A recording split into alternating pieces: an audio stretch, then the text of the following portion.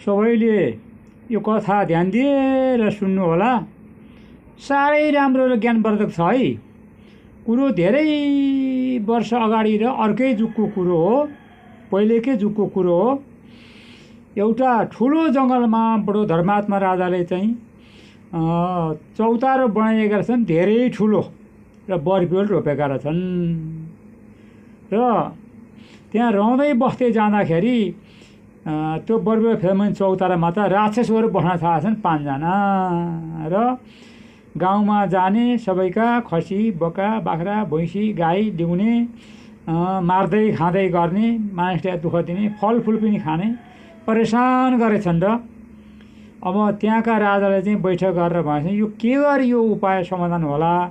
अब जित्न सकिँदैन, ठुल्ठुलो राक्षसन् भन्दाखेरि एउटा युवा व्यक्तिले भनेछ, सरकार मलाई 1 लाख सुनको अश्रीवित दिनुहुन्छ भने यो काम म गर्छु भनेछ। र राजाले भनेछन् हुन्छ लु भनेर पहिले नै 10,000 रुपियाँ बैना दिनुपर्छ भने 10,000 रुपियाँ लिएर अनि त्यो व्यक्ति गएर चाहिँ सबै कुरा स्वास्नी मान्छे लाउने मेकअपका सामानदेखि लिएर सम्पूर्ण साडी चोलो महत्रो सबै चाहिँ पहिरन गरेर आँखामा गाजल लाएर ओठमा चाहिँ लाली लाएर चिटिक्क पर दुरुस्तै केटी भएर गएछ र भनेछ लो तपाईहरु त धेरै राम्रो हुनुहुँदो रहेछ, के गर्नु मैले त कतिवटालाई केटा खोजिसकेँ, काहीँ पाउँदिनँ, आज भने जस्तै पाएँ भनेपछि राक्षसहरू मुखामुख गरेर हाँस्न थालेछन्।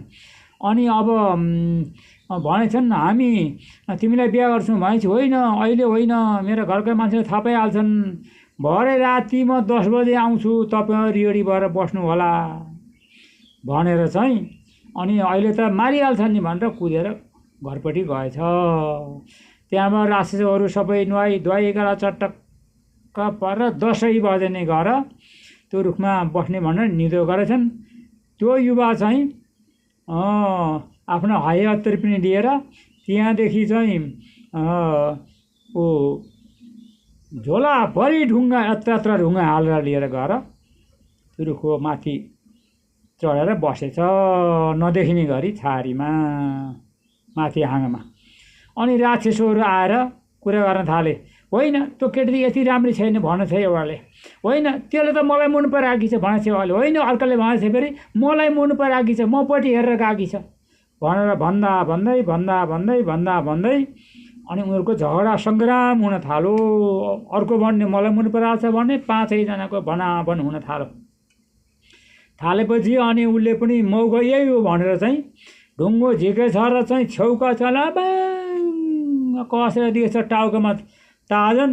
टाउकोमा लागेपछि त मरे यही मोराले मलाई कुइनाले हानेको हो भनेर नजिकको साथीलाई हिर्काउन थालिहालेछ।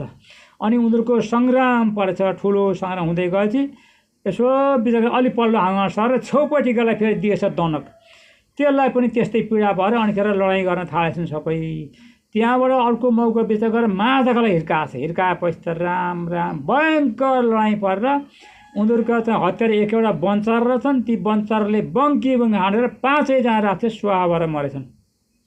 र त्यो देखेपछि अनि त्यो युवक ओर्लिएर घरतिर गएछ र अनि सरकारसँग गएर भन्छ मैले काम गरेँ भने जाँच्दाखेरि हो रहेछ। र सरकारले पनि त्यो 10 रुपियाँ माफतै भयो, 1 लाख सुनको अश्रीवित दिएछन् र त्यो युवक सुखी भएर घरतिर गएछ।